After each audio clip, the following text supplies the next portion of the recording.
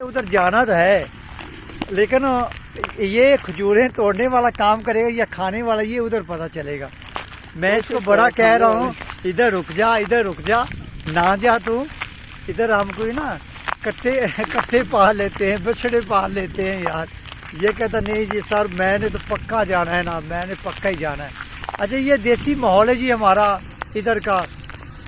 ये सारी फसलें ही फसलें हैं। मकई की फसल भी आपको नज़र आ रही है, क्योंकि हमारे यहाँ कितनी फसलें हम बेचते हैं साल में?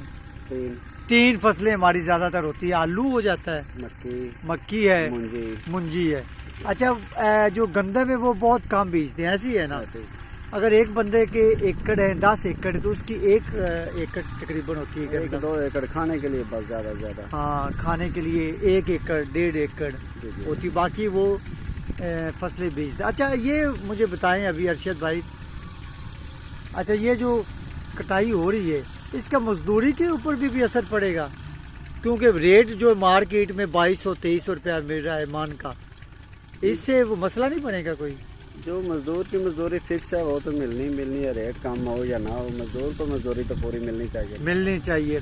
लेकिन उसका रेट भी मुकम्मल मिलना चाहिए, कम से कम 4000 रुपये तो होना चाहिए ना जी। आप रखें भी अगर गंदम, उसका कोई फ़ायदा भी हो कल को, ऐसे तो कोई फ़ायदा नहीं होना हमें। चलें वहाँ पे थ्रेशर लगी हुई है, मैं आपको दिखाता हूँ।